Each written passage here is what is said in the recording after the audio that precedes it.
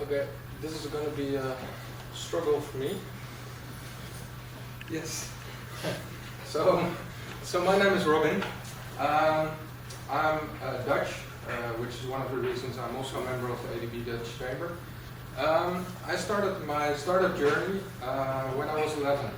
I read a book called Remy Alone in the World. It's about a little kid who's homeless in Paris and joins a troupe of street musicians. And just after I read that book, there was something in the Netherlands called Queen's Day. And Queen's Day, as most Dutch people here know, is basically a huge flea market all around the country. People sell all their old stuff in the street, but a lot of people also are street musicians and make money that way. So I tried that, and I made 12 guilders in 1 hour, which is a lot of money if you're 11 years old. So I figured this is a pretty decent job, and I kept on doing that. So, what did you play? Sorry? What did you play, by the way? Flute. No. So after about a year, I saved up around 2,000 guilders, and then I told my parents I'm going to buy a very big stereo. I have a brother who's 9 years older than me, and he just bought a really big stereo, so I figured I need one too. My parents said no, so my father said, okay, you can have this small transistor radio, and then the rest we're going to do something wise with. And I bought stocks in a company at the time called CMG, which was a big software house from the UK. That company IPO'd 5 years later on the Dutch exchange. Basically, I made a very good return, and that enabled me to start investing in stock exchange in the Netherlands. Since then, I've always been investing, so I've been through the dot-com bubble, I've been through the financial crisis, I've made money and I lost a lot of money too. When I was 21, I did my first angel investment.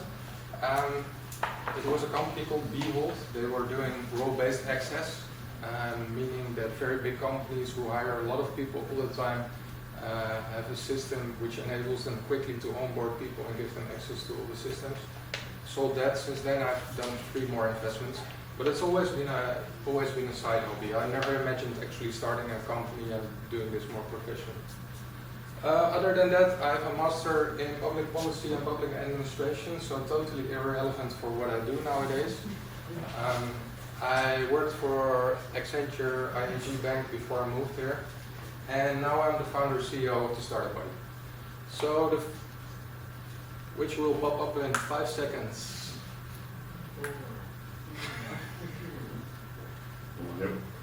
Damn, this is annoying. Okay, I'll just continue. At some point, a different sheet will come up. So the Startup Buddy is actually my second startup. When I came here in 2015, in December, I pitched my company.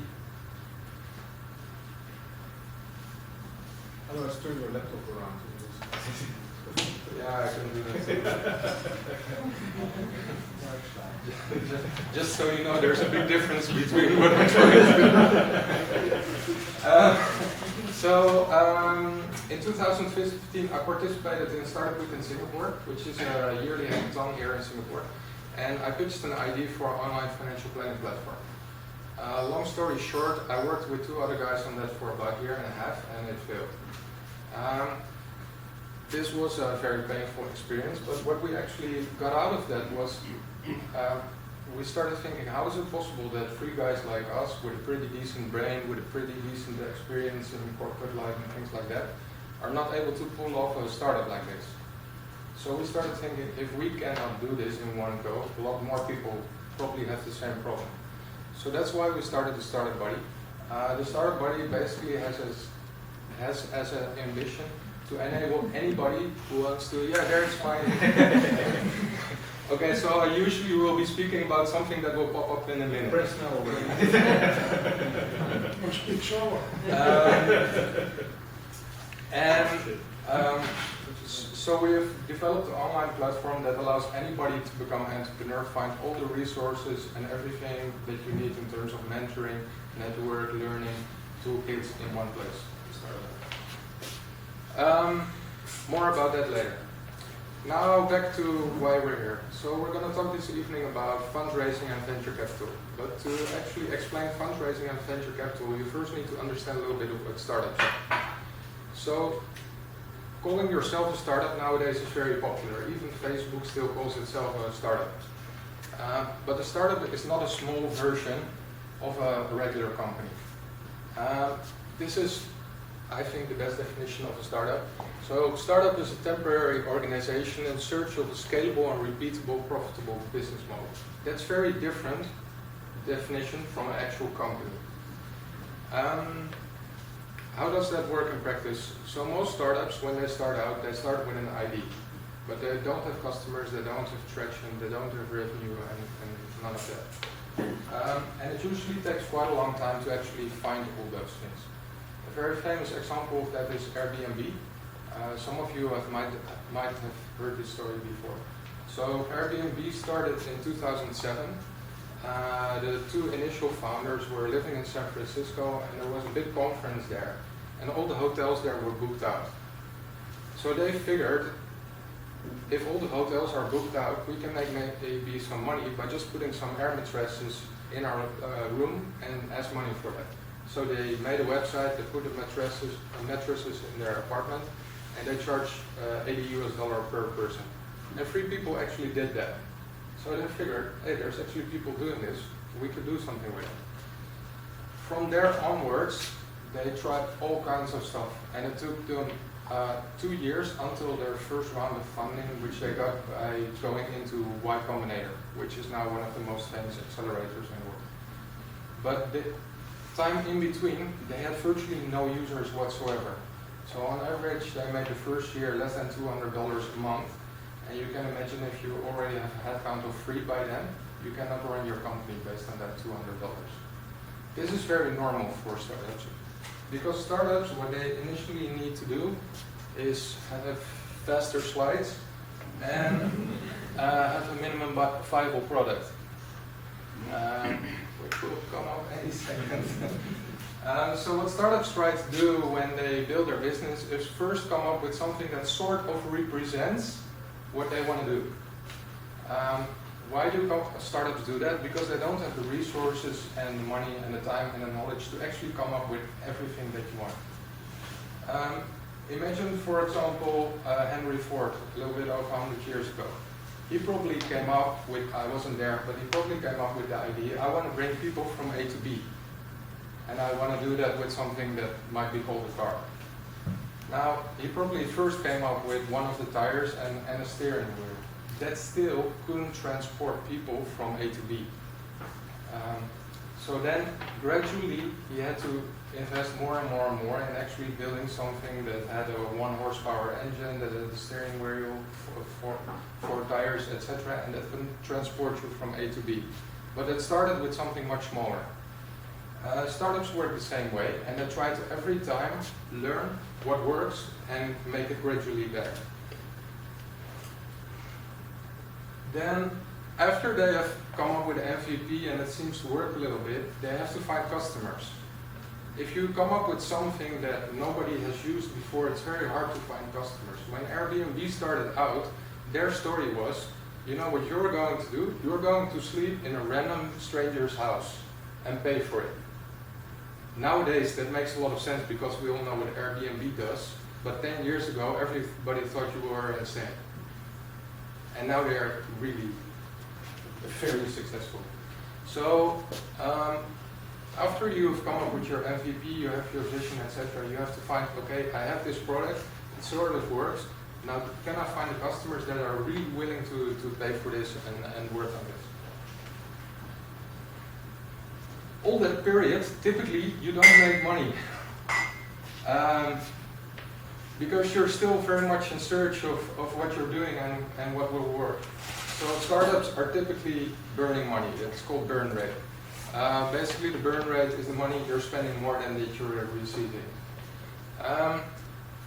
There's a misconception that burn rate is the same as spending a lot of money on marketing so you can grow your business.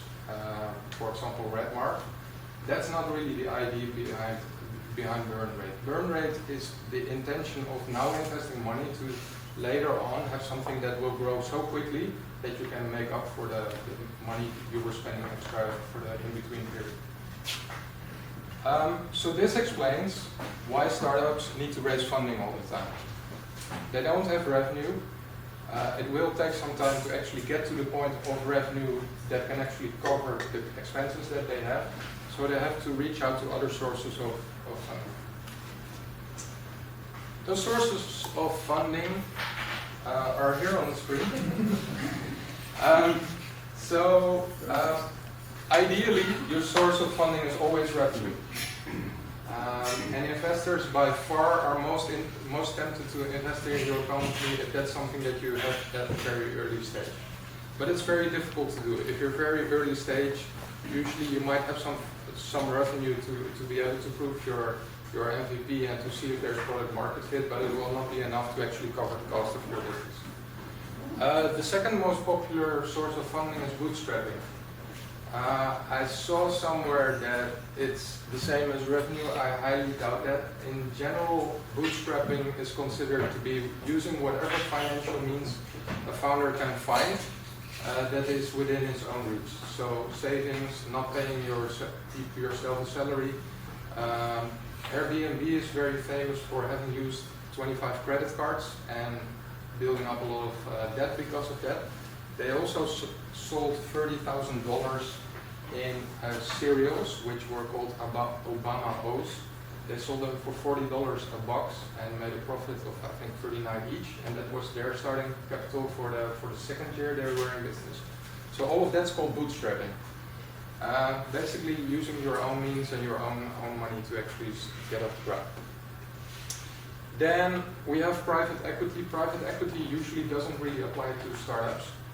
Private equity are investors that typically go into more traditional businesses that expect dividend payouts or that try to merge companies and that way achieve efficiencies. Grants, I on purpose put very small. Grants are extremely popular here in Singapore because it's fairly easy. It's actually very easy to get a grant, especially if you're Singaporean. But this is a very Singaporean phenomenon. Meaning that most other countries in the world, you do get a lot of tax breaks if you are running a business, but just getting money right in the bank to start your own business from the government doesn't happen much in other countries.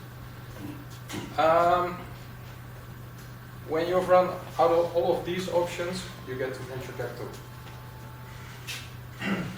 So venture capital is a financing that investors provide to startup companies and small businesses that are believed to have long-term growth potential.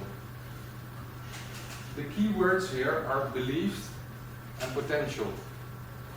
What I'm trying to say with that is, if a venture capital investor invests in your company, there's usually very little to go by. A lot of them actually try to make a spreadsheet, but it doesn't make a lot of sense. So typically venture capital will go into an initial idea that looks good, that they believe in. Typically a lot of investors look very much for what type of founder is running the company as well. But it's still very much like believing this can get somewhere in 3, 4, 5, 6, 7 years from now, not today. And the reason they put in the money now is purely because of the potential. If they're right, then it can be incredibly big and they're done with their fund for life. But the fact of the matter is, a general saying is that 9 out of 10 startups fail. So a lot of the times they will be wrong too, and they have to make up for that loss. Now you might have heard of the different stages of fundraising, Series A, B, C, etc. That has a little bit to do with the growth cycle of a startup. Obviously, when you start your startup, it's by far the most risky for an investor to actually give you money to make it work. So typically the earliest stage for fundraising is called seed investing. It takes longer and longer, right? It's called seed investing. The reason you have to break up your fundraising in different stages is because it will be virtually impossible to find an investor who will, So it will be virtually impossible to find an investor who will just give you $10 million and will tell you come back in 8 years and by then I'm sure it will be great. That typically doesn't really happen. So you have to kind of break up the money that you will need in those 8-10 years to actually get to a very successful company in pieces. And every stage of your fundraising, the proof of what you have in mind will work better has to be more credible. So at the earliest stage, it's very not credible. Usually you have a pitch deck with this is my vision, I'm going to build a $5 billion company, give me 400,000 and believe that I will do it, sort of. So when you get to the Series A, it should be a little bit further. So you should have your MVP, you should have a little bit of product market fit, so you should be able to demonstrate that customers are actually willing to pay money for what you're doing. And over time, the amount of proof that you're supposed to give gets bigger and bigger. The good thing is the amount of investment that you're receiving should be bigger and bigger too. So by Series B, you really should be in the spreadsheet stage and being able to show exactly like this month we're going to grow this much more if we have this much more money to invest. Now these stages, they correspond with different kind of investors. That will show up in 2 minutes on this screen. So usually the first external investors that you will go to are people you know.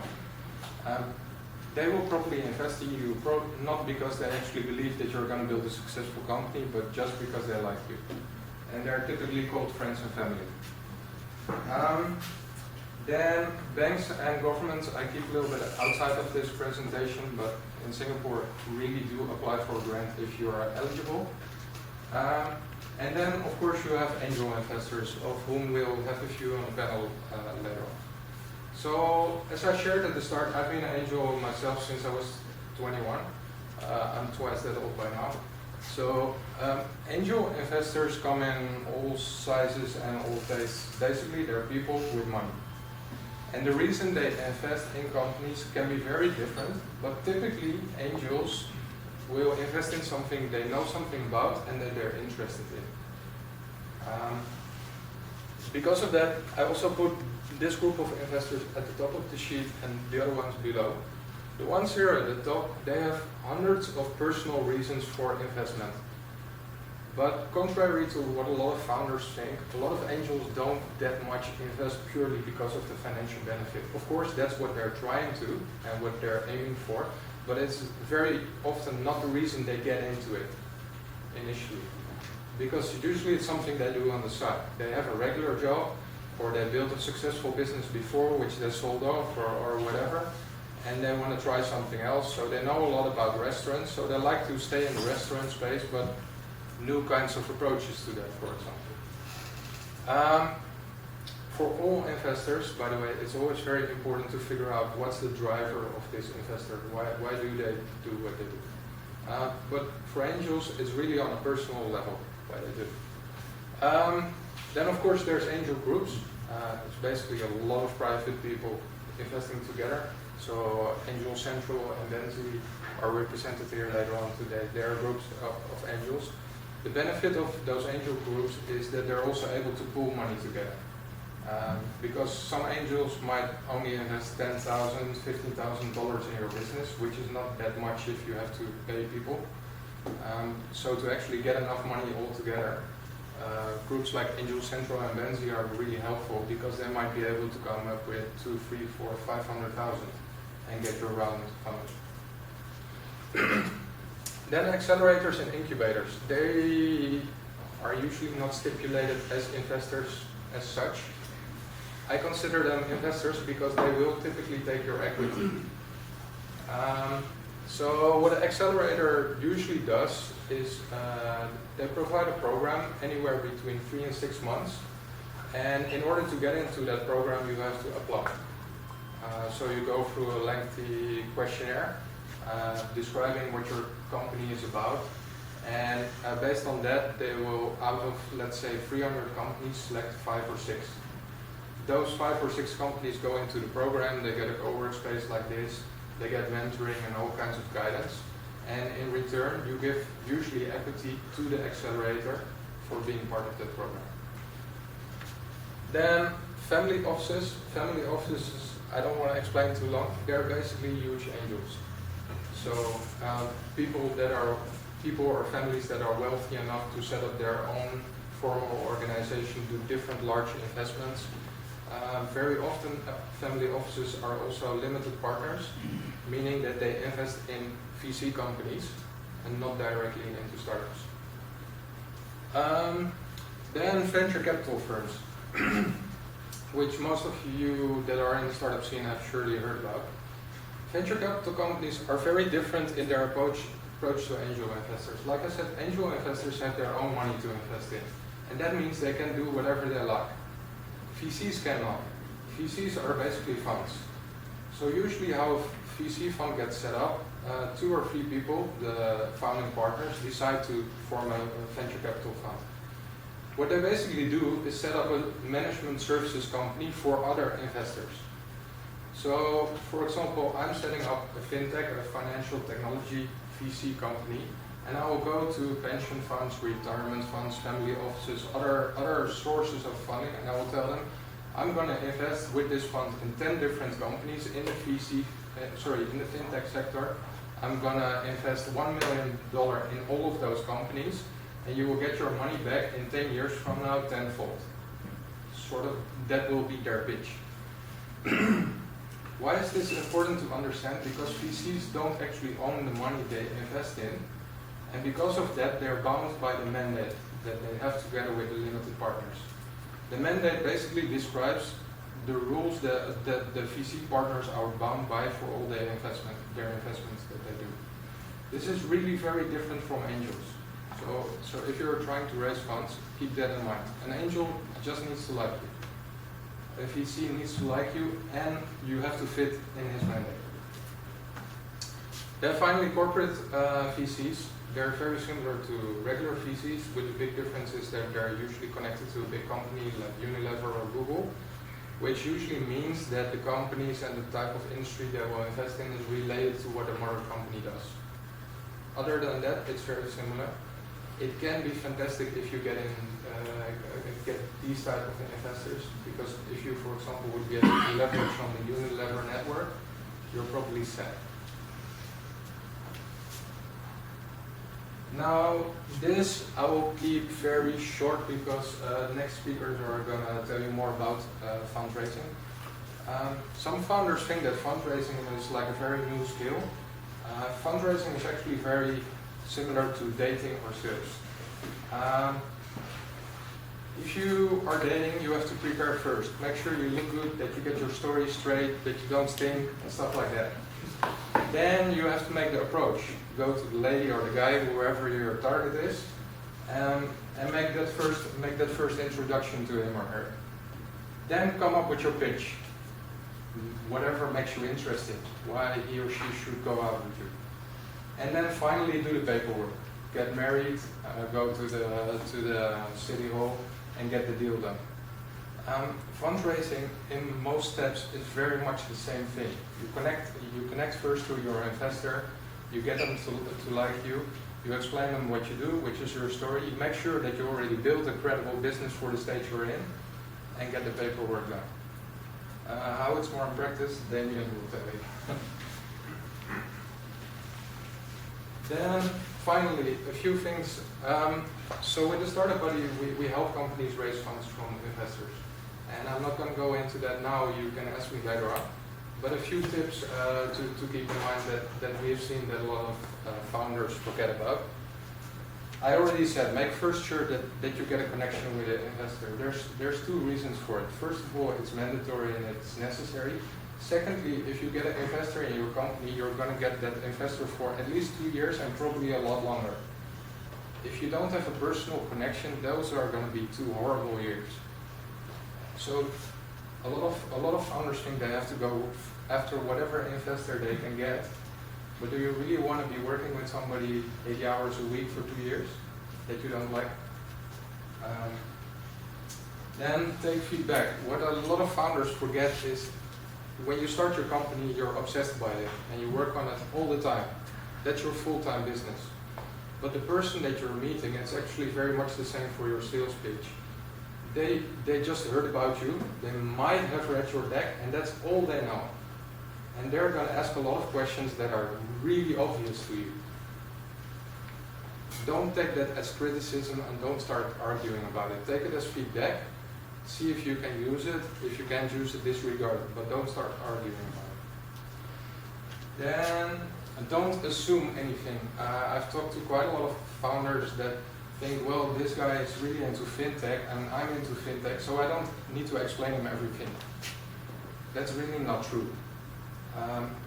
Always really ask a lot of questions to the investor that you're talking to, if he really understands what you're doing, where he comes from, what type of companies he's worked on before, and make sure that he really understands what you're working on. Don't assume because this guy, usually it's guys, has been in this industry for 10 years, they will understand what you do. Then valuation, please put it last. A lot of founders, when I meet them the first time, they will tell me, okay, we do this and this and this, we need this and this and this much money. Oh, and by the way, we're worth 10 million. The obvious question is why? But secondly, it's not very useful. Like I already said, you have to make a connection with the person first. The only reason you have to come up with a valuation is because you're bargaining for a t-shirt and bouquet and you want to get the price from $3 to $2. But if you want a long-term relation for the investment of your company, this is something that you do after you got interested. Then don't raise for marketing. I've already seen a lot of pitch decks which will have some kind of pie chart and that will say we'll spend 60% on marketing. If you're spending 60% on marketing, it effectively means that your business model is not working by itself. Meaning that you can only sell your product if you buy enough AdWords or enough Facebook ads. Which basically means that fundamentally your business is broken. Marketing only becomes relevant after you've proven that your own story can actually work and that you need marketing to actually scale that quicker. And finally, understand your investor. I've said that already a couple of times. Somebody has been waving at me 10 times already, so I need to wrap it up. So coming back to the startup idea, I already said our goal is to actually to help all founders and all innovators anywhere, any place, anytime to become successful, which is why we built our platform online. So we have users from 32 countries now that, because we're on the internet, are able to build their businesses, and we don't take equity, we don't have a sign-up fee. So basically, somebody on an island in the Philippines can try to build their own business as well.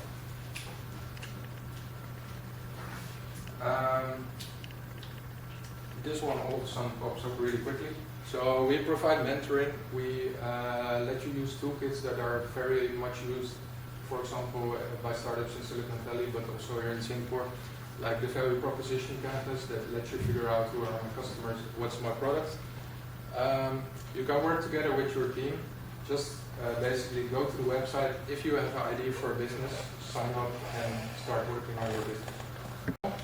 So if you want to know more about that, I'll be here for the drinks. Just let me know and I'll do my fundraising pitch for you. Thank you very much. We're now going to Damien. Damien is the founder, which is an HR platform that allows big companies to actually retain their staff, so they don't have a lot of fruit flow of staff all the time. He's way better at explaining that than me. Besides that, he's had a very interesting journey in his fundraising. So here's Damien. Thank you.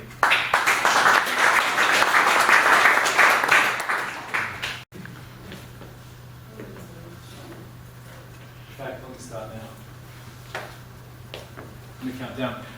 Good evening, everyone. So I want to spend about 15 minutes explaining what I do at weve and the extremely hard lessons we've realized going through raising money, both from seed, doing an initial coin offering and ICO, as well as going through Series A. I can't say that we've been particularly successful in all cases. In fact, we've failed many, many times. But I find that failure is the best teacher. I'm here to honestly and openly share that with you today. So a little bit about me. I'm hopefully what investors are looking for. So I've actually come from the C-suite, so I've spent 25 years as a digital transformation guy with experience as a sales and marketing person. I'm Australian, so 25 years ago I started off at McKinsey & Company and I've worked my way up into a series of high-profile jobs, including being the Chief Marketing Officer at Philips for the region, and then my last job was as the Global Head of Digital at Standard Chartered Bank. But I got laid off and I was retrenched out of that job along with 10,000 other people. And it gave me the kind of passion and the motivation to start my own business. And that's why I'm here today, almost 3 years later, running PeopleWave. I've got some decent education, so I've got a master's and I've got a PhD, as well as the executive certificates from many different universities. And if you want to get in touch, I'd love LinkedIn, so please reach out to me. So what I want to go through today is a few things. This will come up in about 30 seconds time. First of all, I want to give you a few slides on what PeopleWave is about to give you a sense of what we're trying to do. We're a HR tech company that's really trying to focus on this idea of ERM, Employee Relationship Management. It's a bit like CRM, but we're actually focused on employees and using data to engage them. I want to talk about our journey from putting my own money in all the way through to getting money from a series of, I think it's about 20 angels, now going through a failed ICO process, and now through a process of raising Series A from either cashed up angels or VCs. And that journey I'm going to talk about honestly where we've been, what are the, where we've found the money, what are the pros and cons, and talk about it from my perspective. So see if I can go ahead a little bit. So when this comes up, I'm going to explain that PeopleWave is really Salesforce for HR. Salesforce for HR really means that Salesforce many, many years ago pioneered the idea of cloud computing, and what they're doing is actually helping salespeople use data to engage customers. What we do is very simply, we use data to allow managers to manage employees well. You'd think that'd be a very easy story to sell, and we're actually making millions by now. But the challenges lie in the fact that many companies don't really want to be challenged in how good you are.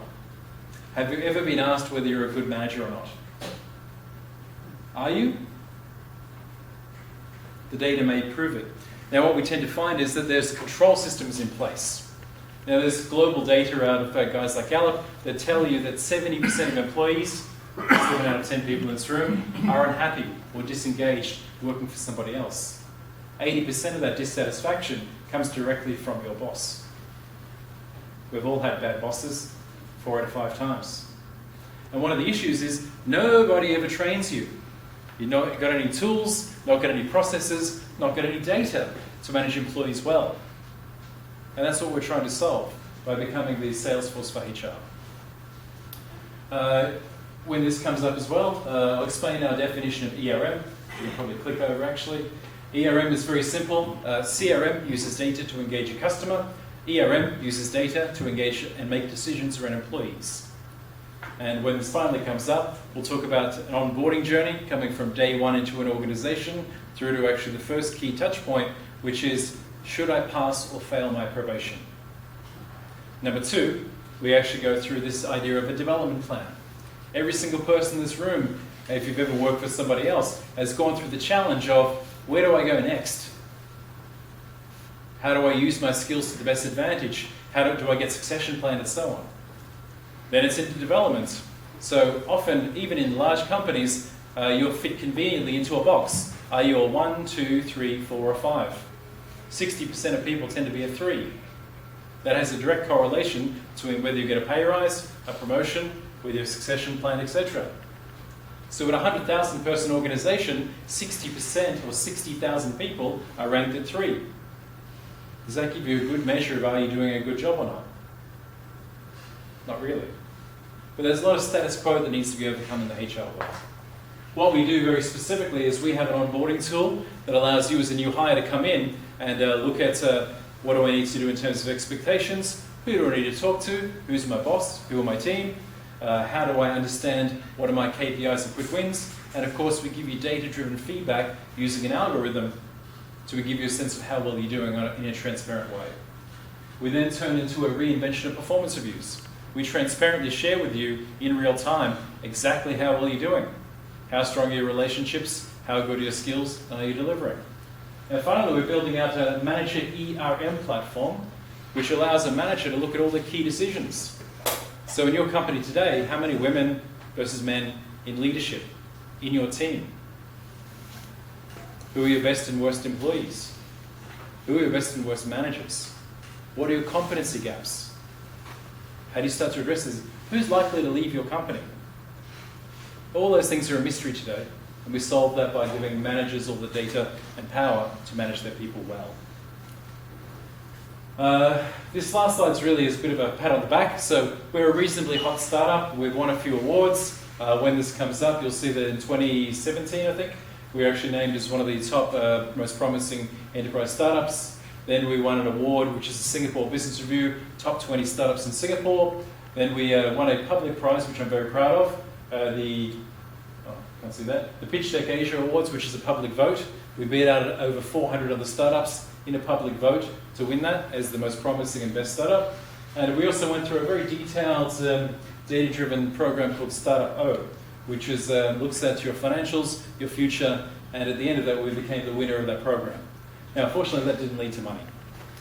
I'm going to talk about our history of investment. So enough about PeopleWave, you know it, we're looking for money, talk to me afterwards. Let me tell where we've gone right and where we've gone wrong. At the beginning of our journey, 2.5 years ago, in January 2017, I put in $200,000. To Robin's point, that's bootstrap. That was my cash, my credit card, a personal loan, a whole bunch of stuff that went directly into paying my people. That got us to a certain point. It allowed us to grow an MVP, it allowed us to kind of pay staff, and we grew to our initial 7 or 8 people based on the back of my money. Next, we raised $1.25 million in seed investment. In a very interesting way, we have a roster of angels who actually kind of put in anywhere between about 25 to 100 to 150K each, and that adds up to 1.25 million. We tried to raise $20 million and didn't through an ICO process. ICO is very technical, but we were defrauded and I made bad decisions. And now we've actually kind of tried to forget this, and I don't like talking about it, because we're now trying to raise Series A based on business fundamentals. So what I want to go through now is each of those individual points and talk about where we got the money, what worked, and what were the challenges. So as soon as this comes up, we'll talk about founders' money. So as I mentioned, really the opportunity for PeopleWave and where the money came from came out of misfortune. I was earning a very good pay, so over $500,000 a year in an organization. I was earmarked for a great succession plan, and my boss from day one wanted me to be his job when he retired at 65. I went along that journey with him all the way to the end until he was fired 2 months before his retirement, and I got retrenched. And I didn't like the process around that. Obviously, he didn't like that process either. There wasn't a lot of data or science behind it because the department was doing quite well. But doesn't matter. It happened anyway. But it gave me the fire, the power, the passion to start PeopleWave. So the founder funds primarily came from my retrenchment money. A little bit of money I had went into starting this business up. But there's a few pros and cons to that. So it was primarily from that. So it was where it was found was from a corporate retrenchment after being laid off, some of my personal savings, and it's also used to kickstart the business. I can tell you hand on heart now, I have zero money. I have no money in the bank, I have a large debt, I have credit cards that are maxed out, and we're bootstrapping the hell out of the business. But our cash burn rate is quite low. Our cash burn rate now is between $10,000 to $45,000 a month. Why the variation? Our core business and paying our staff and technology costs are $10K Sing a month. If the 3 key management team people get paid, we flip it up to $45K a month. So our total costs are less than about $500,000, $600,000 a year. Now we had to make that decision last year because we almost got destroyed with this ICO process, which was a massive mistake. But we live and learn. The benefits, of course, you own it, it's your money, and you've got skin in the game. You're really all in. And I think if you're a startup founder, you've got to be. You can't have side hustles, you can't have a job and do it, you really got to be all in, and I think angels and VCs respect that. The downside is that obviously it's in your personal savings. Not everyone has a large amount of money lying around or has been laid off. And of course, you tend to be the CFO rather than the CEO, meaning that you actually looked after every single expense, put it on your credit card, take care of everything as you're the CFO. And frankly, as a CEO, you probably shouldn't be doing that. What you should probably be doing is running a business, building the tech, doing the sales and marketing, or mainly the sales and marketing, because that's what it's all about. So next I'm going to talk about how we raise money from angels, which is very different. I tend to be quite popular in social media, and I've spent many, many years, because I've been in digital roles, building up quite a strong social media presence. I've maxed out my LinkedIn connections to 30,000. I've had 2 different Twitter profiles. One I had 30,000 connections on there. I got sick of it, then started again. I've got a few thousand now. I hate Facebook, but some people love it. You can build up quite a profile there. Why it's really useful is I raised all of my angel funding through LinkedIn. How did I do that? I put a post up there saying, I would like some money, please. It was all through angels, all through LinkedIn. Now, most of the roster of people I have who are shareholders at the moment, I don't know. I never met. Some of them I had to flew into different parts of the world, like Australia, to meet them. When I met them, they were already convinced. They liked the founders, they liked what we were doing, a quick product demo, it was sold. So we found our angel 1.25 through LinkedIn, through our personal networks, some friends and colleagues, surprisingly not through angel networks. They said to us, come back in 3 years' time. They said to us, 1 year in, 2 years in, we will not really consider you. You need to have a track record of 1 to 2 years before we really consider you for an angel investment. Particularly in Singapore, where it's quite frustrating to hear that, because if you go to markets like the US, they'll throw money at you. Here, you've got to scrimp and save to get that 50K or 100K. So it's wildly different. Of course, benefits are, there's a very short turnaround with angels. Generally, it's a 1 to 2 month cycle. If they like you, they like you. It's an emotional decision. It's quite an easy pitch process. Often it's taking them out for a beer. As Robin mentioned, it's dating. It's not really about going through deep numbers, because frankly, they might not get that. And we also found that angels back founders and the idea, not necessarily the cash flow. The downside is that we find that it's generally a smaller amount of money. Anywhere from, say, 10K up to a couple of 100,000. But, and frankly, you've got to be very, very careful of that money. That's somebody's life savings. It's not a professional VC just spending $1 million of someone else's money. This is someone who's worked their entire life to give you these funds. So you have to treat it very carefully. There are more individual stakeholders to manage. In fact, if you have more than 50 in the roster in Singapore, you are a public company. Which is a real nightmare, because it's very tough affording a few $100s a month for a corporate secretary, as ACRA demand you have that. If you then have to do monthly or quarterly reports and an annual report, you just can't afford that. It's too difficult. But you can continue raising this route. I've seen many startups do this well, but there are some problems. They can't help you with follow-on rounds, and Singapore angels are very risk-averse. Even though my network is here in Singapore and Southeast Asia, 90% of my angels came from Australia and the UK. And I don't really know why. Next, I'm going to talk about a failed ICO. Anyone here familiar with blockchains or ICOs? A couple of people? Okay. Yeah, they suck. Anyone successfully raised money on ICOs? Thank you, I'll talk to you later. Okay. So ICO, let me go back in time. The first thing you need to know about blockchain, ICOs or IEOs or whatever they're called now, or security tokens, is for a utility token, which we launched, you need a blockchain product. You cannot just go out there and say, hey, I want to launch an e-commerce store, build a token and sell it to people. That makes no sense.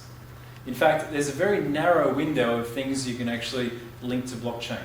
Fintech, absolutely. Different things that require a ledger or an ongoing set of transactions to be measured, absolutely. We found that HR is very ripe for this technology.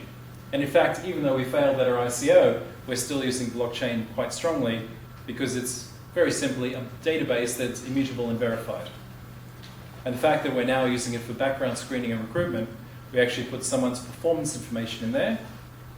You can search from, say, January 2018 to today. You can have 18 months of records. verified by the company to that individual and find out how strong their relationships were, see what their skills, have they gone up and down, you can verify their employment, how many people they managed, etc. And you know they're not lying. We tend to find that about 50% of people lie on their CVs and their LinkedIn profiles, embellish them, add titles, add new achievements and so on. But when it's actually coming as a performance measure, put it into a blockchain, it's great. But ICOs are a little bit different. So how did we come about an ICO? We had a dodgy character that came up to us. We vetted him, did 2 ICOs before. He'd worked with 2 of my team members at Marina Bay Sands, and he checked out because he was a known quantity. Came on board as our chief investment officer at the time. We paid him a kind of a contract and stipend of $10K a month, and we went through the process of doing it. At the wrong end of the market, back in March 2018, as we went through, as everything went down, he ended up defrauding us, stealing money.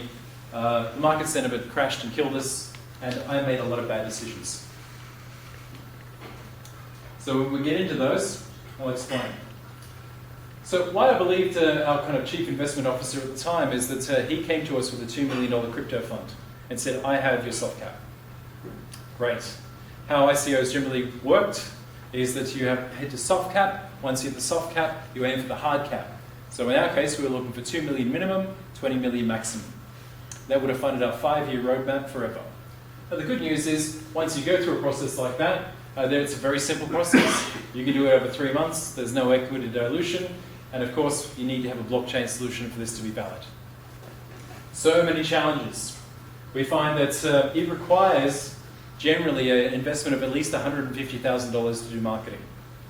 You've got to invest in new channels like Telegram. You've got to be on different websites you've never thought about before. Even as a professional marketer, it was all new to me. A lot of digital marketing, a lot of paying influencers, a lot of paying bounty hunters, and giving tokens out to people.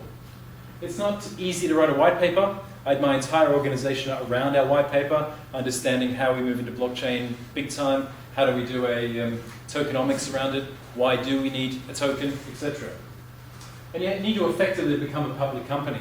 And I have become almost a public company in that I do monthly investor calls, manage an active community of 6,000 people on Telegram, as well as kind of manage exchanges and so on.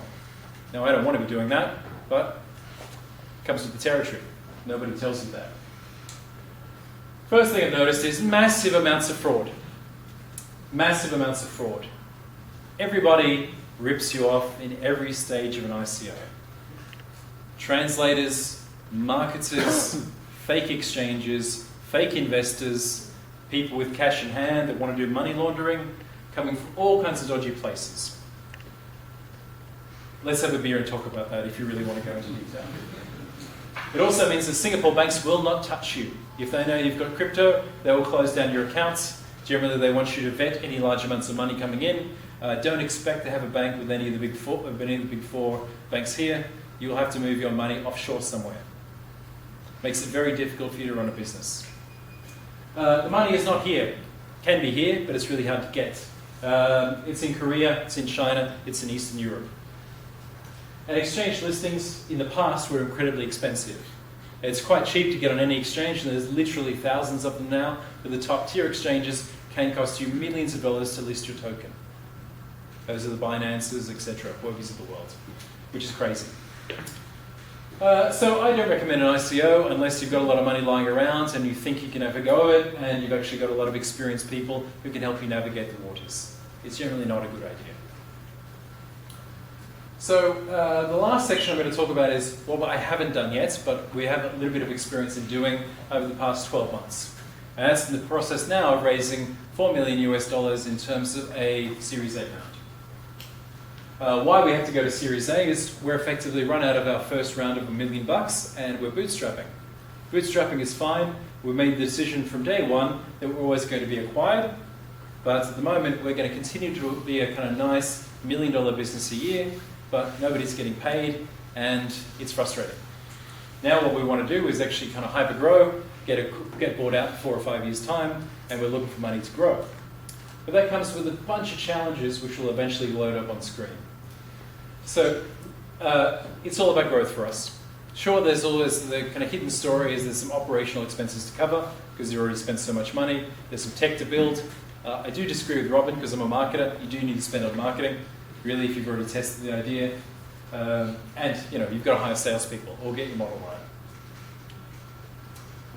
So this is my last slide. It will eventually come up. It really talks about the pros and cons of going through a Series A investment. Now I'm talking specifically about VCs. Now my stance is I'm not anti-VC. I'm just a bit tired.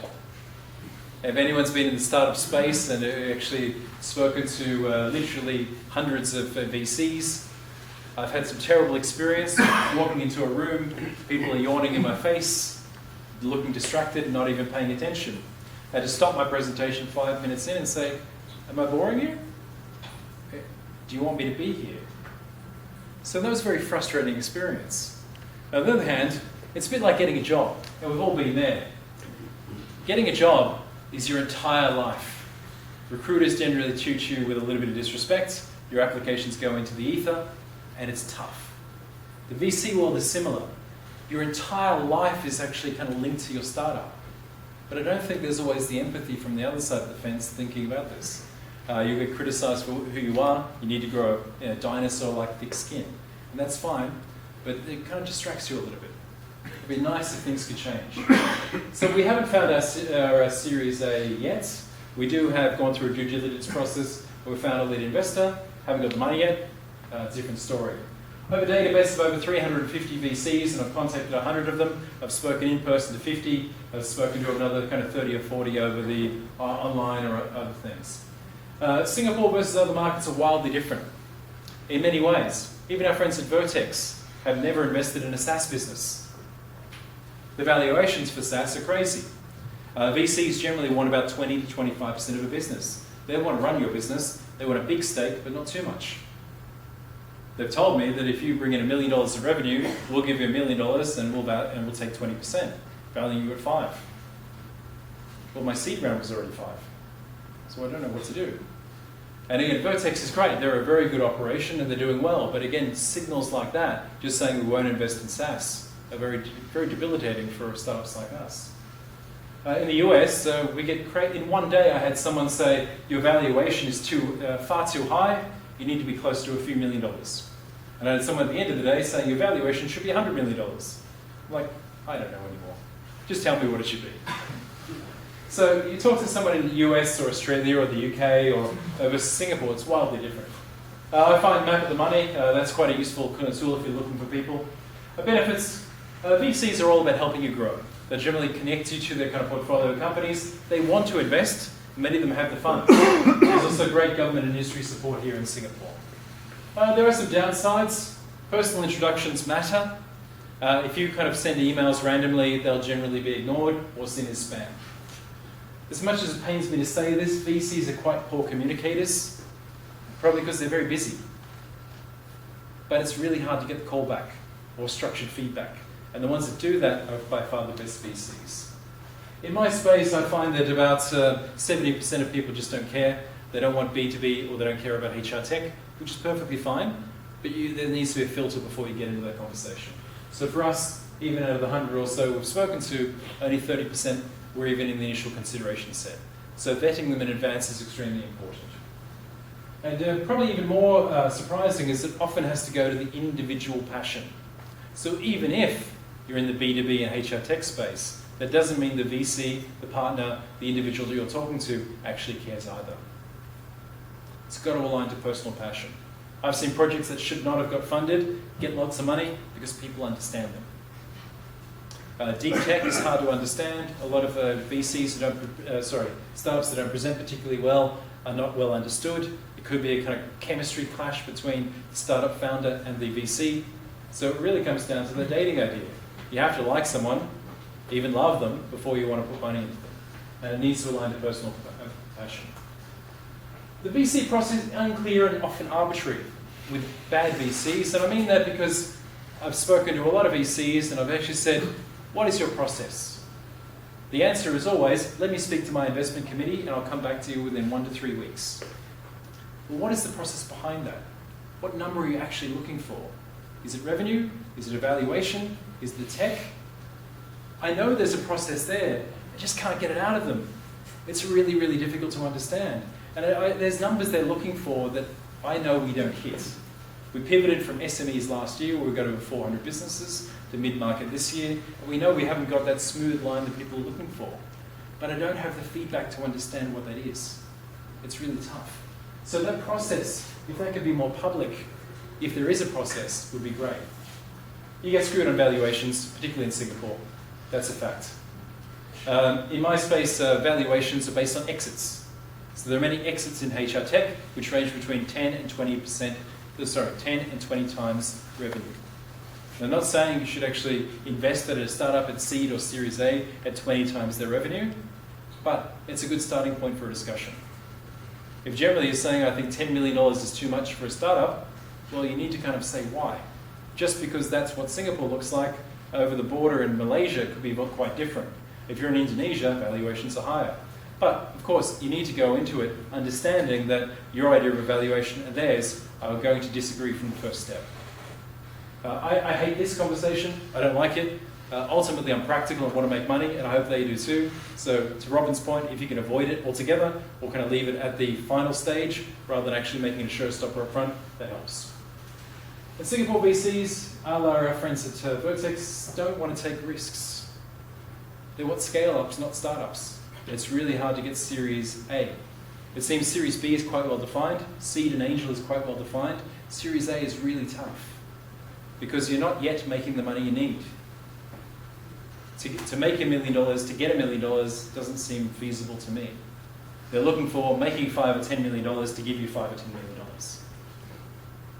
They're not going to bank on you if you've only made a few $100,000 and you've got a lot of pipeline.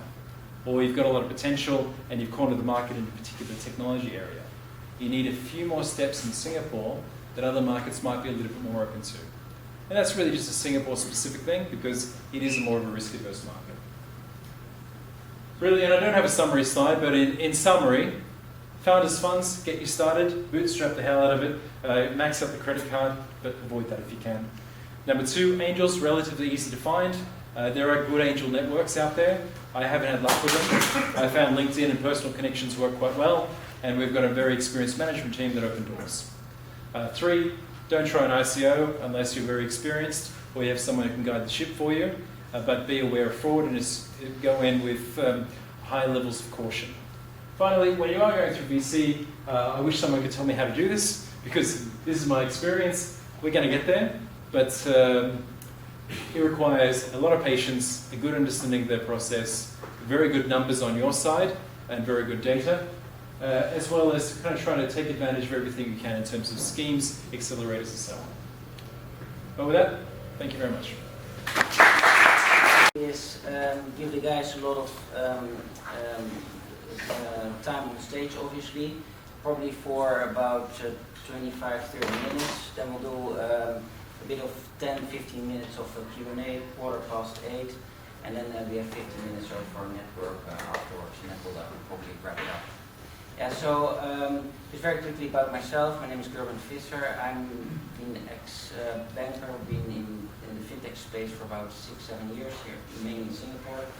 I founded Fintech Consortium, some of you might know, and we also do some stuff with investments. But we'll talk about these gentlemen first. So why don't we start with François and then work our way here?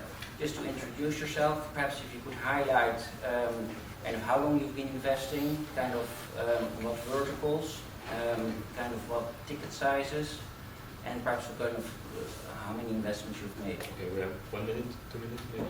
Yeah, take some time. Okay, good evening everybody. My name is François Dubreuil, I'm French. There's always a French, somewhere. Maybe it's me tonight. So I've been in aerospace and technology, so TMT, for 30 years. I just have divided my professional activities into 15 years in big corporation. Then I left, and built up companies, from now 15 years. I built up, let's say, 4 significant startups. The latest one is more in the financial engineering for, let's say, aerospace components. And it's been something like around 20 years. I invest in startup, I mentor young entrepreneurs, I'm interim CEO, directors, so etc. Which covers startup in general.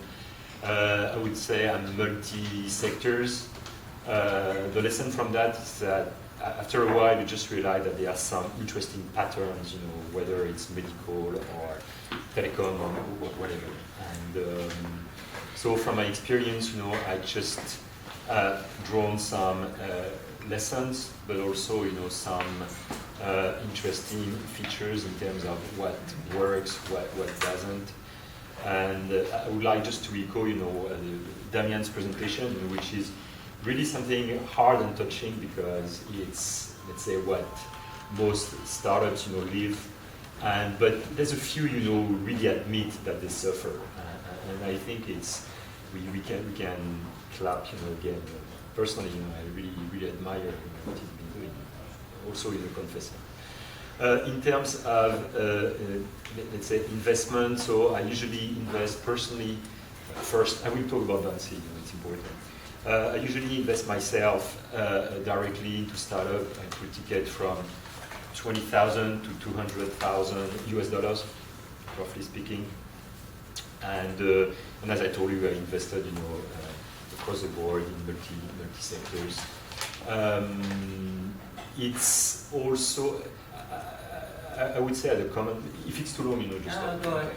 I think what's interesting, because people try to contrast, you know, Singapore with the rest of the world. I think that the big lesson, you know, for everybody is that this classical liberal capitalism system, you know, now is getting global. So in fact, you know, the rules are almost the same everywhere. Let's say that in the US, which is still a predominant market, you know, they started first, okay? But all, let's say, the developed countries, you know, they just caught up, you know, the momentum. And Singapore, you know, is of course, you know, just having the same let's say, system or the same features, you know, characterizing, you know, the way people invest. And what's also important, you know, one of the lessons is that it's always very important to try to find this balance in this capitalistic system. You have the fund provider and the entrepreneur, and you must find always a good equilibrium, you know, making the entrepreneur not of course, you know, squeezed, you know, by the fund provider, who sometimes, you know, is as scared as you are, you know, as an entrepreneur. So that's also probably a good lesson. And when Damien said that, oh, VCs in Singapore they don't take risks, but anybody wants to take risks. The entrepreneurs themselves, you know, they don't take risks because they know their loss.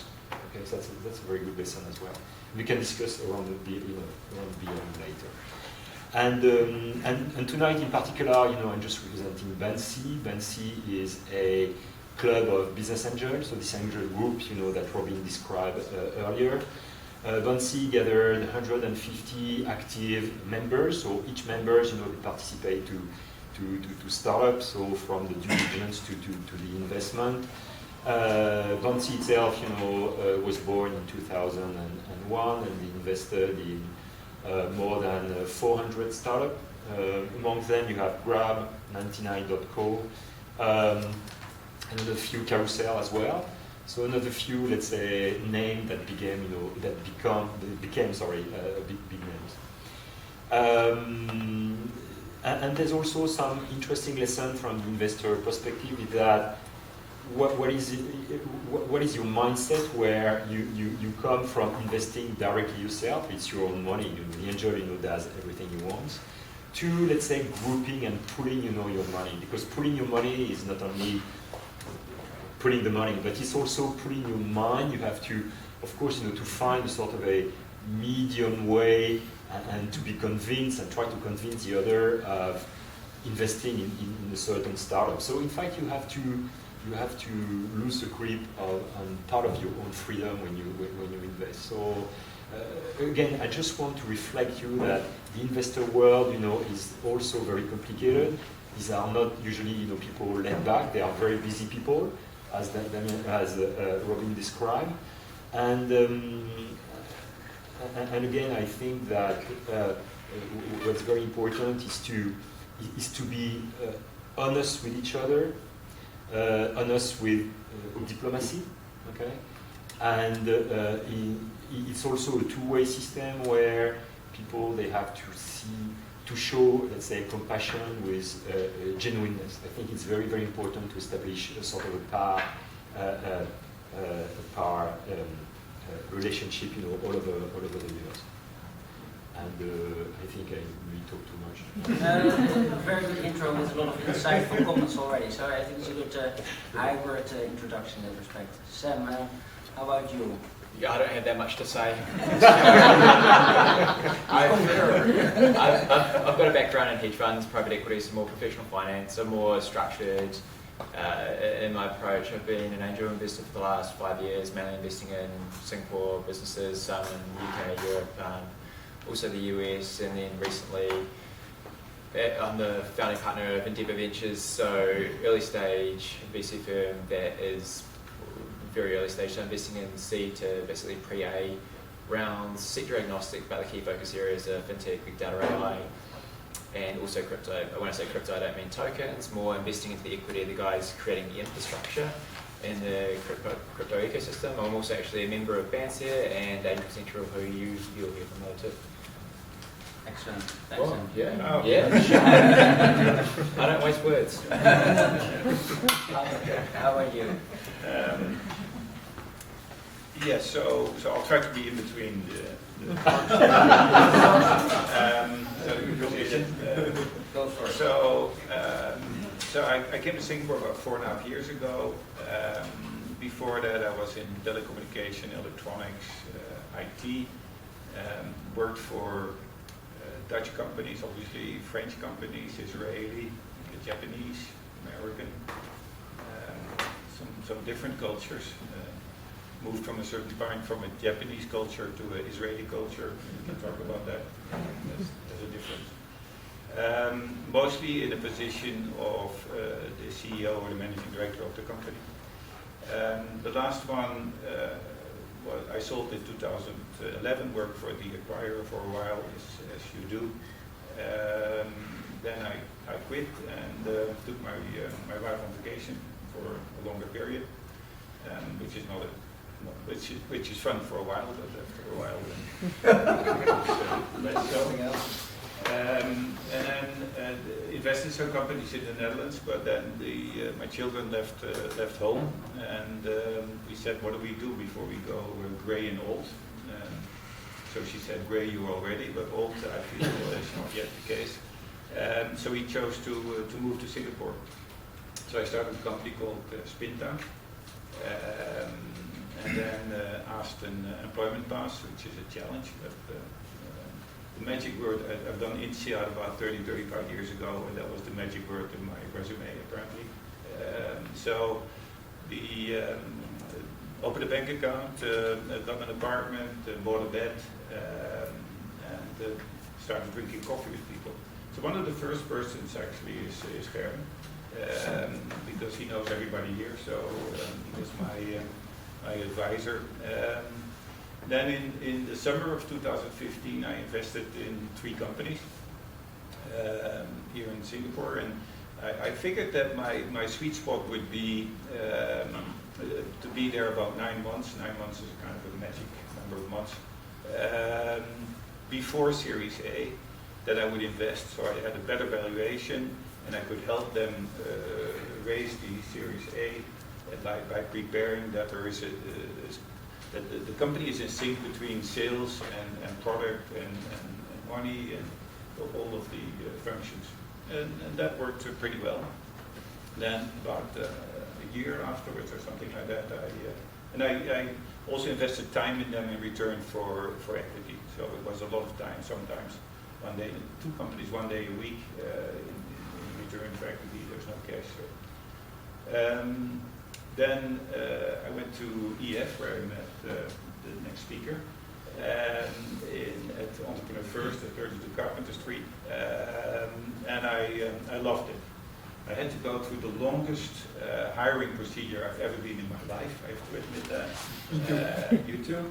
We haven't talked about it yet. But to become venture partner for 1 day a week, which is enormous fun. There's a small risk that we need another venture partner next time. So if any of you want to do this, it's one of the best things I've ever done. So you sit there for the whole day and you talk to about 10 different companies or startups and ideas with very smart people with often very technical backgrounds. You try to tell them elementary things about business and what you need to do, and it's great fun. So I've invested in those startups also, about 7 or 8 now, or 9, I don't know, there's some still in process. But it's a very risky environment. So you have to invest in these companies as an angel investor, an amount of money that you are also, I'm not going to say happy to lose, but that sounds a bit like, but you shouldn't get stressed over it because guaranteed that you will lose some of them. Already lost 2 of them, I believe. So it's a thing that you have to find as fun with. I personally like it. I mean, these are people in their 20s, beginning 30s, full of passion, full of will to succeed. What do I look at as an investor, just from that angle? First of all, the opportunity at EF gives me the opportunity to actually see people for a couple of months. And the most important thing, or a few of the most important things are, one is you have chemistry with them, with me, and the other way around, which is the dating process that you talked about, which is very much so, because also in dating there are the rational things, but there is very more irrational things, as it were. The second thing is are they growing? Are they better now than they were a couple of weeks ago, or 2 or 3 months before? Because it has to be on that line. And that is one of the fundamental things that I feel that if you're an investor, you look at a company at one point in time, that's not good. You have to look at them at different points in time and see how they were different between the two. And there's lots of stories about that. Thirdly is are they coachable? And coachable doesn't mean that they do what you tell them to do, but it means are they listening? Are they really listening in what you're saying? And when they reject it, can they argument it and can they do this? And I feel strongly that you have to be an advisor to them and not somebody that says this is what you have to do. And of course there is then the product market fit or the product part.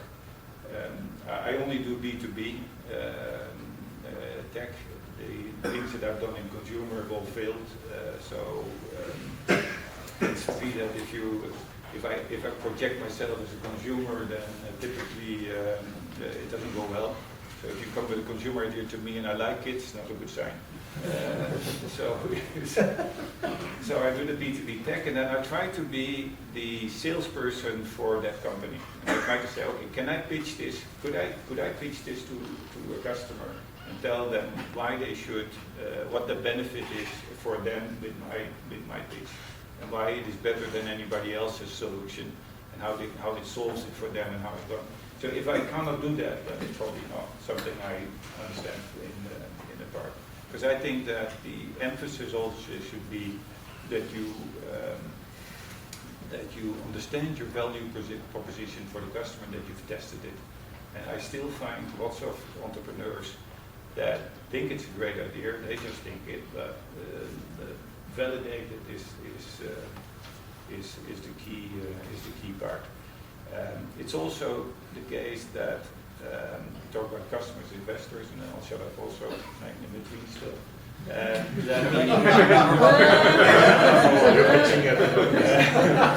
So I think that the emphasis should be on the customers and not the investors. When you get customers, you get investors. The other way around is not necessarily so.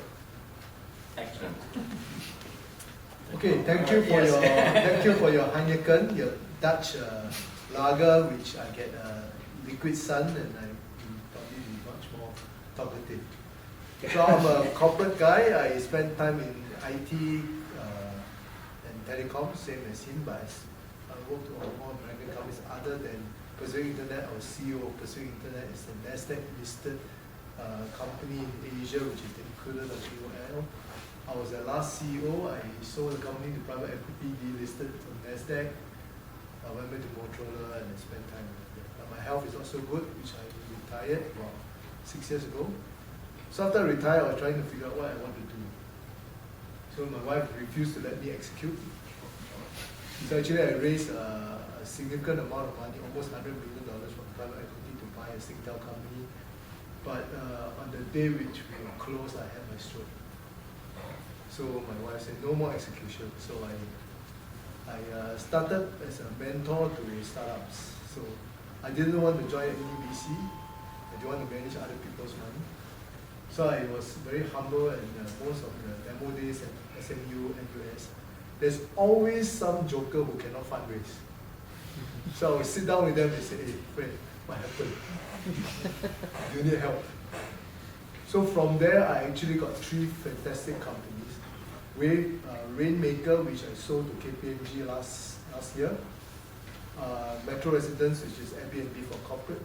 We pivoted from Airbnb equivalent to corporate. And Homage, which is one of the leading elderly care company. So on my journey, I thought I was just mentor. So sooner or later, somebody need to fundraise. So I need to help them, right?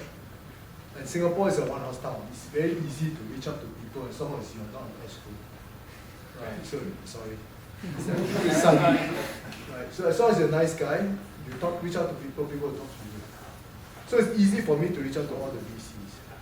The VCs and other angels that I try to get them to invest in these startups. The first question they ask is, are you investing? You're not investing, ask me to invest for what? So I started as an accidental angel in my journey. That's where I started. And that's where other incubators such as Entrepreneur First, together with him, found me and say, will you be mentoring at Entrepreneur First? So every Wednesday I'm like a doctor, spending 8 hours, hour to hour, mentor startups. So that's what we do. That's why I meet every Wednesday. So part of my journey, I realized actually the angel amount of money in Singapore is actually very small compared to VCs. So I'm a data-driven guy. I'm an engineer background, so I need data. So let me share with you some data. In 2017, Asia in Singapore, the fundraise for all the startups is $6 billion, of which $2 billion went to 2 companies. Guess what? Grab and Gojek, right? And then all the others, e-commerce and all the other things.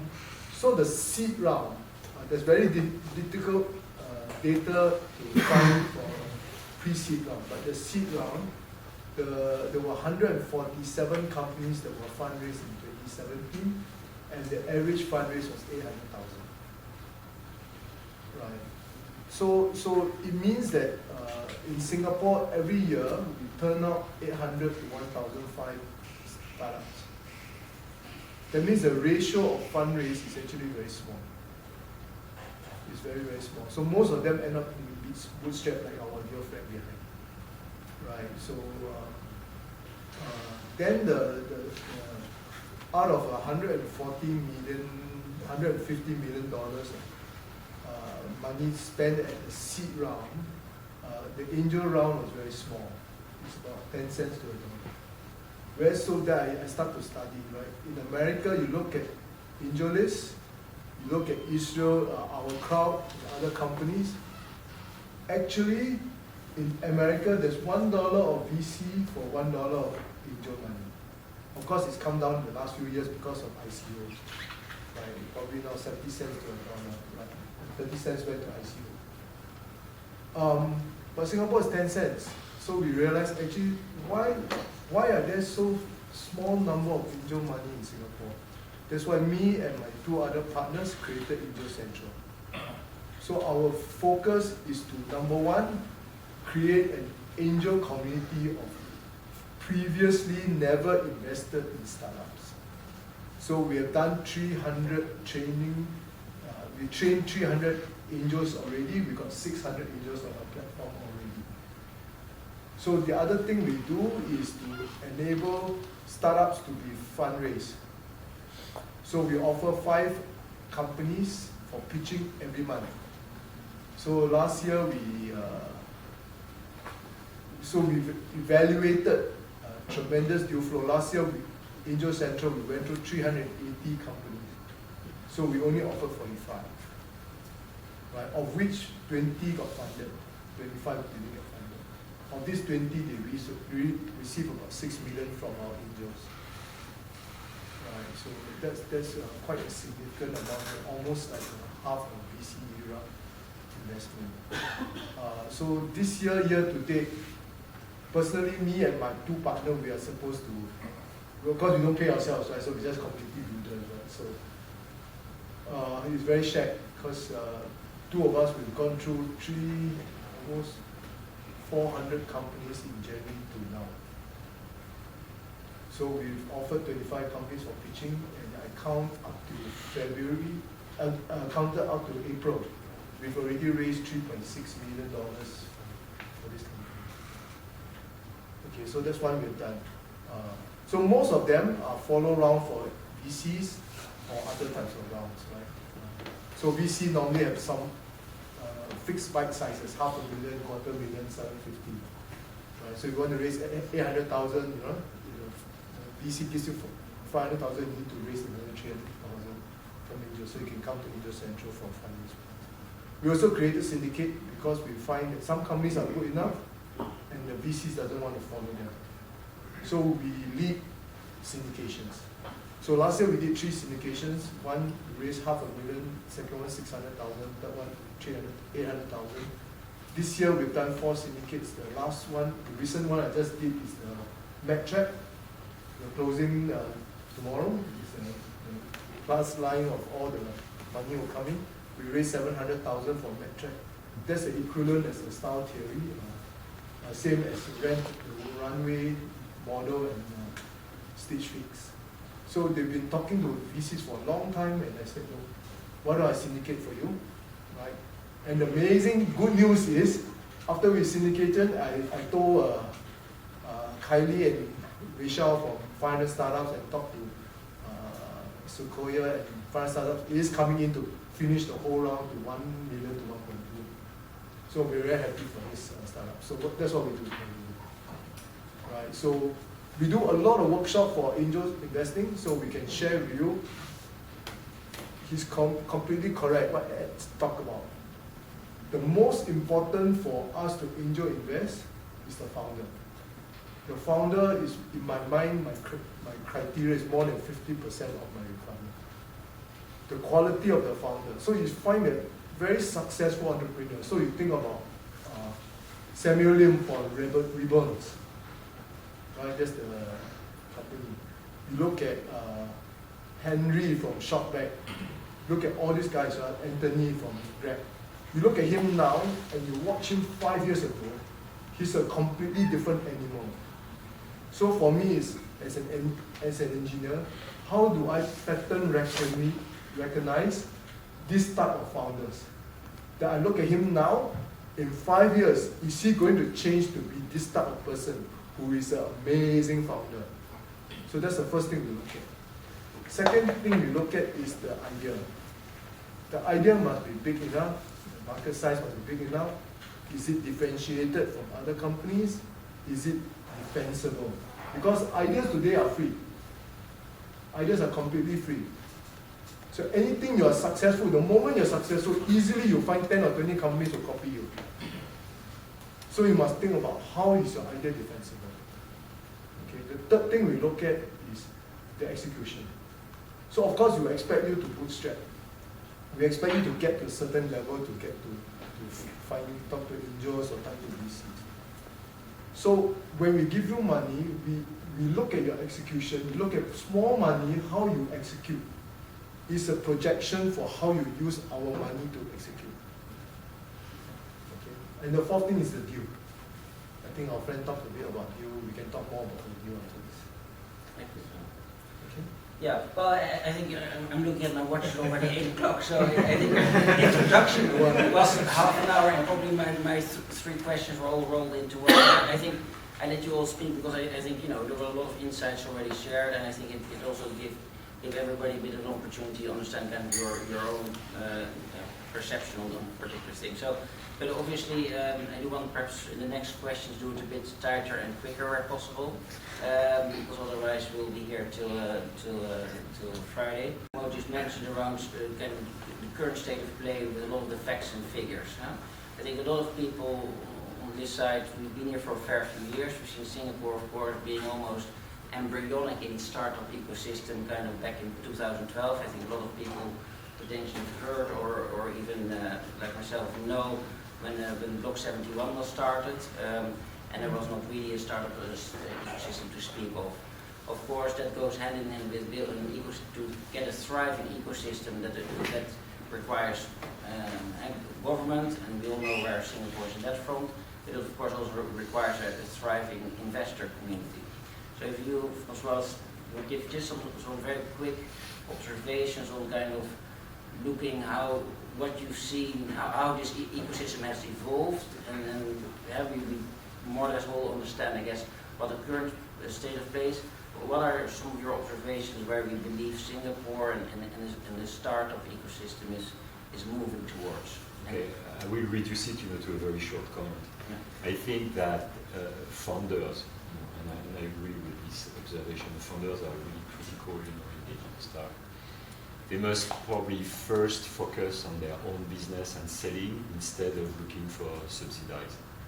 Because when they are painfully and struggling finding for subsidies, they don't do their job, they don't do their business. So I think for me, trying to get money from government, that can be fine, but it's a pitfall, I think, personally. So talking about how the ecosystems evolve. Yeah, so what do you see? And we talk about facts and figures, we talk about pattern recognition. So if you kind of visualize the ecosystem, what it's now, what it has been, kind of what type so of when I got involved about 5 years ago, the reason I got involved was one, there were restrictions around what I could do with public equity investments. I had a look at what was going on here and what I thought could potentially happen. I thought, well, the government was putting some structures in place, there was funding mechanisms around. It was still relatively nascent. I thought I'd be pretty disappointed in 5 years' time, 10 years' time if I didn't get involved now. I really thought that the ecosystem would evolve a lot more quickly than it has done. I thought that, I understand. Well, what do you feel is still kind of holding it back? Yes, so I'm getting there. Kind of some of the comments that some of the other panelists have made, and also Damien, and that there's a lot of capital here, right? There's a lot of capital in Singapore generally, but that isn't risk-seeking capital. Right? So what that means is there hasn't really been an upscaling of investor talent, investor skill in the angel base, or also in the VC base. I mean, in the VC base, I'd say that's because you don't have a lot of companies that can start up relatively quickly, scale, and exit. There's dozens of stories of that happening in the US, people raising tens of millions of dollars 2 years in, exiting the business within 2 or 3 years. You just don't see that happen out here. Why? Propensity to spend is lower if it's a B2C style business. If it's B2B, it takes a lot longer to establish those relationships, that trust, and then you also don't have that same level of capital that is available to the business. Agreements, startups, and I also think, I tend to think that if you can't raise money, you're not good enough, but that's maybe too big of a challenge to say here, but I strongly believe that if you're good enough and you work on your pitch and you do that there is also money in Singapore. What I do, just to add on what Sam just said, is I do agree with that, is there hasn't been enough exit success stories, and I think that the country is looking for that. I think that the slightly longer answer. What I've seen in Israel, the startup nation, is people create companies, and Israel is about the same size as Singapore. They create the B2B, and they sell to some banks or some contact centers and some parks, and as soon as it starts working, they fly over the Atlantic and they go to America, and either they get bought or they scale up.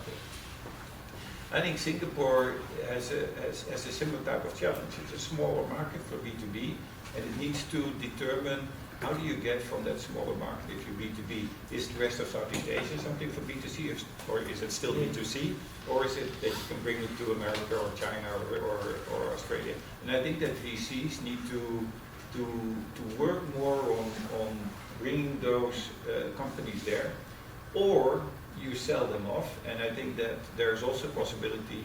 There's still the Americans that pay the biggest buck for startups and tech. So I think there is an opportunity, and I'm actually looking into it myself at this moment, to bring Singaporean B2Bs to an early exit with American money.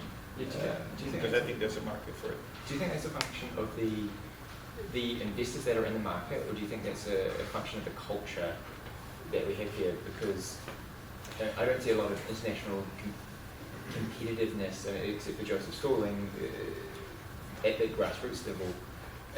I don't know if it's a mindset thing or if it's driven by the top. Well, most of the entrepreneurs that I invest in that come out of the B2B world are not Singaporean. They tend to come from elsewhere, and they need they want to make their money here, they want to make their success here, they're very, very motivated and driven. I've met a few Singaporean CEOs also, but in some cases I see them, instead of hiring and diversifying their management team, they hire other Singaporeans, and it tends to be, you need people that say, that bring this to the outside. But I also think that there is a role for VCs to link them up with whether it be it America or Australia or some other B2B country to grow. I think there is that's a skill set that you as an entrepreneur should look for in an investor, in a VC, and the other way around, that a VC should build up to help B2B companies.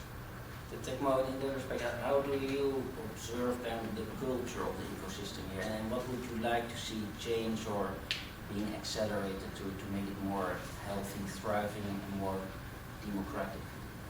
Okay, so I think let's understand the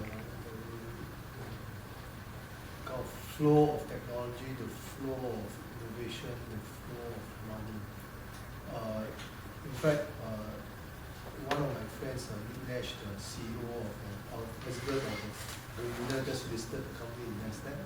He's creating his new fund. You'll find probably last week's Business Times on this week on Tuesday.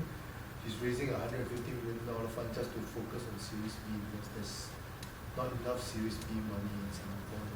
His investment thesis is the number of unicorns in America and the companies that have got valuation more than 100 million. And you compare with China, China was probably 3 to 5 years behind America. And his investment thesis is Southeast Asia is probably about 3 to 5 years behind China.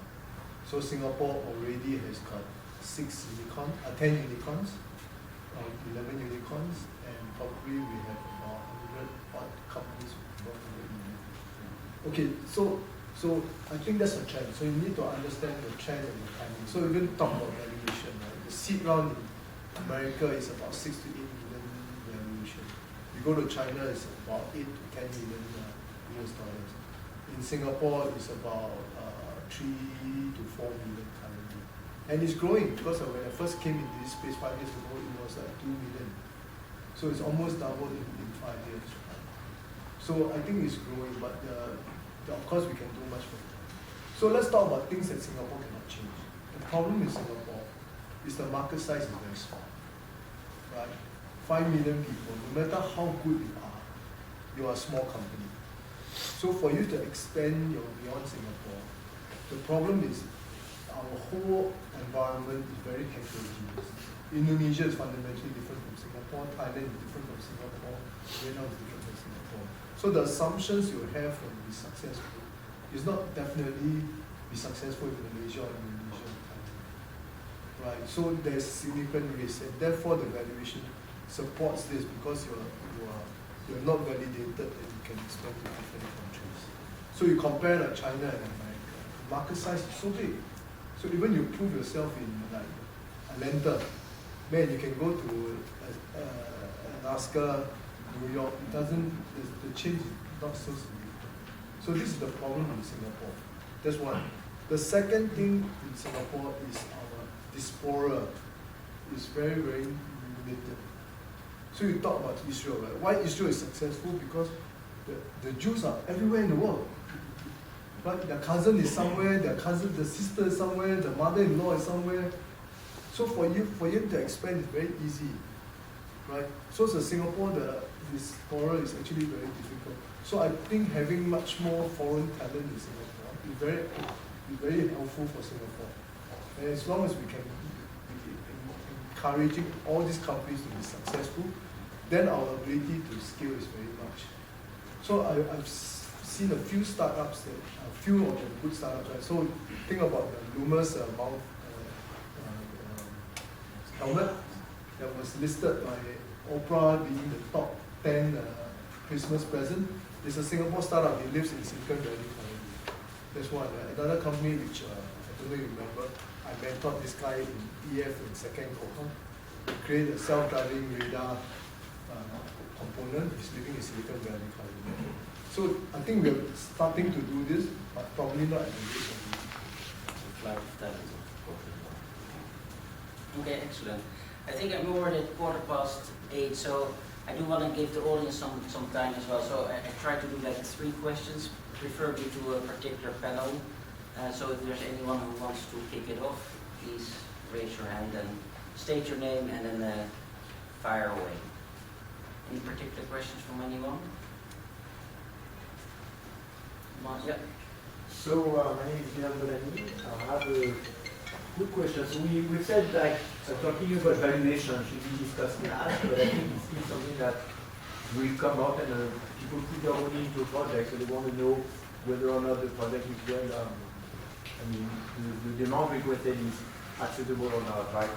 And there are basically corporations such as KPMG auditors that can provide such services.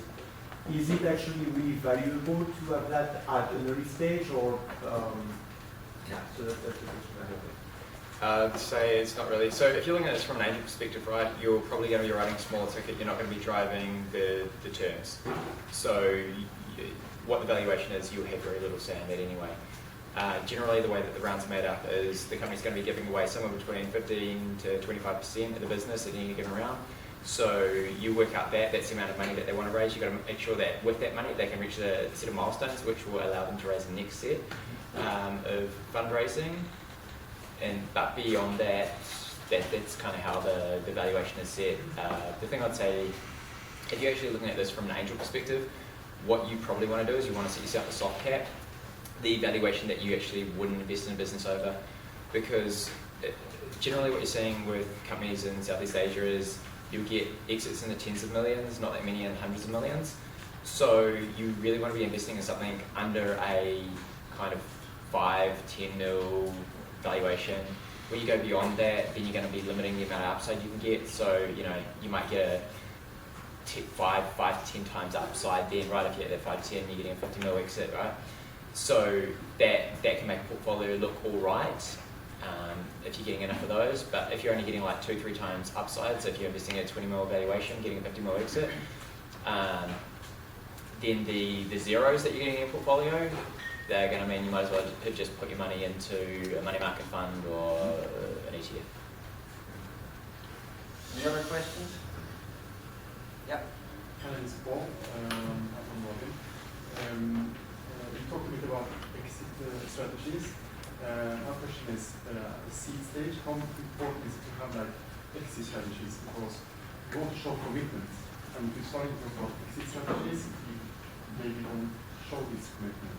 So is that important in the seed stage to have thought about that or present that to investors? Very, very early stage, I think it's important. It's important, but what's also important is that you must feel, through the founders from the team story that they know and they understand what an exit is, because you can have different kind of exit, regarding different kind of project. So sometimes it's really disappointing when you see some startup pitching and say, oh, our exit is an IPO. But, just throw the word, it's really buzzword. So I think that, to summarize, I think understanding an exit is very important. So you have to go to the psychology of the founders and the team to see, whether they really understand what they say. Sure. I'll say I don't really care if I see an exit in a deck at the early stage, because what I'm looking for, and the other guys have mentioned this too, it's, well, so one, there's valuation, we just covered that. The others, founders, Art's mentioned that humble, teachable, yeah, that's going to be a given. And then it's also the idea, right? Like, I just want to invest in an idea that really appeals to me, something that I can actually grasp and get my head around. Those things are far more important than what the exit is, because the exit is just so far away. It's something that you cannot control. Focus on the things that you can control, the rest will come together. Yeah, I think mentioning exits in the beginning is very, very early, but there is a good possibility for early exits, and early exits are generally not talked about, but there's nothing wrong with making some money as founders. There's a book written by a guy called Basil Peters. It's called Early Exits. It's about 8 years old. If you want it, the book is. He's somewhat older. He's very experienced in it, and with almost everything that he writes, I fully agree with. And it's a very nice book if you're contemplating an exit and you're not too big yet, but how to position it and what to do with it. Early Exits, Basil Peters. It's not. I don't get any money from it. Good Amazon review, no doubt. But let's do the final question before we do the pizzas. No doubt the gentleman here will stay along as well, for that you can target them individually at the table behind us. So, last question, please. My name is Timothy. I'm from Simple Job. So, from what I gathered today's conversation was a lot about how difficult it is to raise your seed or pre-A series in Singapore. And I had people come to me to tell me that you probably have better chance in other countries. For me, looking externally, what do you say to that? To which countries? US or whatever is out of Singapore. Just take Steve Martin's advice and be so good they can't ignore you. Be so good they can't ignore you, Steve Martin's advice. The other thing is, you've got to take into consideration the mandates that the VCs have. So something else that was mentioned tonight is you've got to know the VCs, you've got to know your investors, and some of them won't be able to invest outside of the US. I mean, there was a great example of that. So a company I've recently invested in had a great idea, traction in Aussie. They'd raised money from Aussie VCs. The founders wanted to take that IP over to the US. Couldn't. I'm guessing there was some government money that they had, which meant that they couldn't invest that money outside of Australia. However, they were able to license the tech. And founders split off. I know what that business is going to look like. I know what that traction is going to look like. I've seen it in how it rolls out in Aussie. They've already done that. They've made the mistakes there. Now they're doing it in the US on a far bigger scale. Like that's super compelling as an investment proposition. But why? Because some people are hamstrung. So I don't think that there's any magic bullets there. Give you my 2 cents here. First, you don't worry about fundraise. You just need to worry about, are you building an amazing company? And you're solving a problem that's not been solved today. If you do this, you focus on this, the VCs and the angels are stupid not to invest in it. Right? Of course, if your idea are not so good, or the founder, some of the criteria doesn't meet, then of course, right? Then maybe you want to consider other ways of fundraising. Okay. So you must also understand, if you decide to get American money, you must really to execute in America and to be successful in America. If you are unable to do this, you just fundraise your first round, the second round will fail, the third round. It's at least a 5-year journey, unless you have an early exit, right? If not, it's at least a 5 to 7 year journey. So you must be willing to be able to say, I will be successful in the country that I want to fundraise. So I tell you a different company, right? Actually, we have this problem currently. So this company was very successful in Singapore. So we figured out which second country we want to go. Actually, we went through all the data. The ideal country is actually Japan. Right? So we went to Japan, and it's proven that our growth in Japan is very, very strong. Right? But now we want to raise our Series B round. It was very difficult. Why? Because the VC and angels in Japan only want to touch you in Japan. They don't want to care about Southeast Asia. and you go to the Southeast Asia VCs, Southeast Asia VCs say, my mandate is Southeast Asia, you're only in Singapore, your growth is in Japan. I cannot invest in you, but LP give me my mandate only in Southeast Asia. It's something I'm finding out. I have an idea for you guys. Yeah. Because Singapore, it was already mentioned, is a very, very strong market. Yes. But one of the great reasons to be in Singapore is because it's a great place to work the region from. And the other thing that's been said is also true that there's more markets in Asia. And that Asia doesn't exist. There's Indonesia, there's China, all these places are all different. And I think there's a very good business model for investors who help businesses go regional and help them and each raise capital in each country locally. We are in the middle of this right now. We want to go to Indonesia, and we are actually going to Indonesian investors who want to go to China. We are finding it's almost impossible to get capital to go into China because nobody wants to touch it. But in China, there's enough money. So actually, I would not mind to have a one-stop shop. Yeah, I think that would be an amazing story, so I would love to. Is that a new company? His idea of Yeah, building a fund. that's my question. I would love to. I was just planting that idea. I already see there's here enough conversation that Yeah, well, would be with the well accommodated with the pizza stack. So let me wrap it up because I want to make sure that you guys also have a bit of opportunity to network. Yeah. So first of all, really appreciate for you all attending today. It's part of the Dutch Chamber of Commerce. Obviously, we do a fair few of these events yearly. Sometimes we go to an innovation lab like Visa last year, etc. We try to do at least 3 or 4 a year. Please check our website and we'll have a few more coming soon. Yeah? So thank you all for coming. Thanks.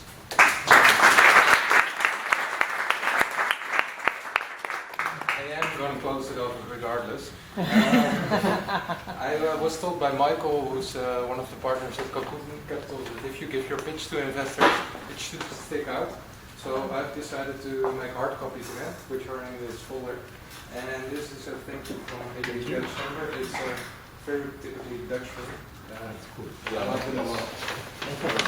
Thank you. Can I come back? Yeah, of course. Yes, true waffles. True waffles. True waffles. Thank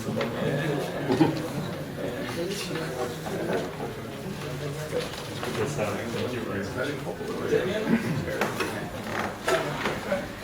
There's pizza snacks. Thank